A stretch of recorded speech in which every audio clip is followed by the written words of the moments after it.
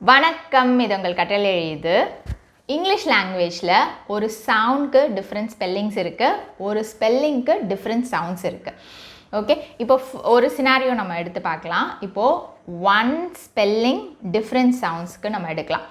OW எடுத்தால் அதுக்கு ரெண்டு சவுண்ட்ஸ் இருக்குது. O as in snow, OW as in cow. இப்போ OWக்கு O சவுண்ட் இருக்குது, OW சவுண்ட் இருக்குது. இப்போ குழந்தைங்க வேர்ட்ஸை படிக்கும்போது அந்த இடத்துல O சவுண்ட் அப்ளை பண்ணணுமா இல்லை OW சவுண்ட் அப்ளை பண்ணி படிக்கணுமா அப்படின்ற கன்ஃபியூஷன்ஸ் வரலாம். இப்போ செகண்ட் சினாரியோ எடுத்துக்கலாம். One sound different spellings.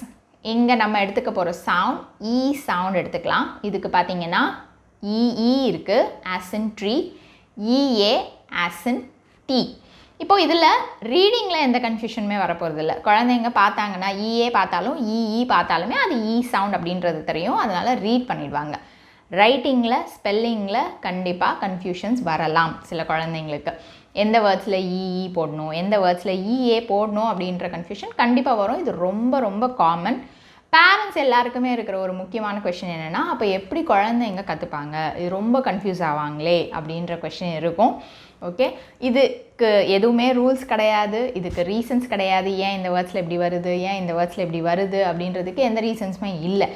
English ஒரு காம்ப்ளெக்ஸ் லாங்குவேஜ், அதை நம்ம அக்செப்ட் பண்ணிவிட்டு எப்படி நம்ம பண்ணலாம் அப்படின்னு பார்த்தீங்கன்னா, பை ப்ராக்டிஸ் தான் குழந்தைங்க கற்றுப்பாங்க. ஓகேவா? ஸோ தனித்தனியாக சவுண்ட்ஸ் எடுத்து நீங்கள் சொல்லிக் கொடுத்து ரைட்டிங் ப்ராக்டிஸ், டிக்டேஷன் நீங்கள் கொடுக்கலாம்.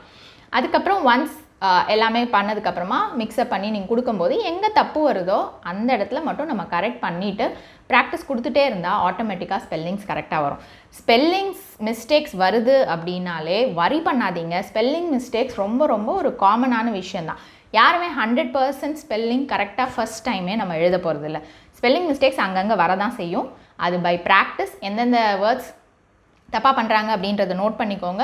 நெக்ஸ்ட் டே நீங்கள் அதே டிக்டேஷன் கொடுத்து பாருங்கள். கண்டிப்பாக அவங்க ப்ராக்டிஸ் பண்ண ஆட்டோமேட்டிக்காகவே ஸ்பெல்லிங் மிஸ்டேக்ஸ் கிளியர் ஆகிடும். இது எல்லாத்துக்குமே ஒரு விஷயம் என்ன ஹெல்ப் பண்ணும் அப்படின்னு பார்த்தீங்கன்னா, புக்ஸ் ரீட் பண்ணுறது. ஸ்டோரி புக்ஸ் கண்டிப்பாக ஒரு நாளைக்கு ஒரு ஸ்டோரி ரீட் அலவுட் பண்ணுங்கள். நீங்கள் ஸ்டோரிஸ் ரீட் அலவுட் பண்ணும்போது அவங்க நிறைய வேர்ட்ஸ் கற்றுப்பாங்க.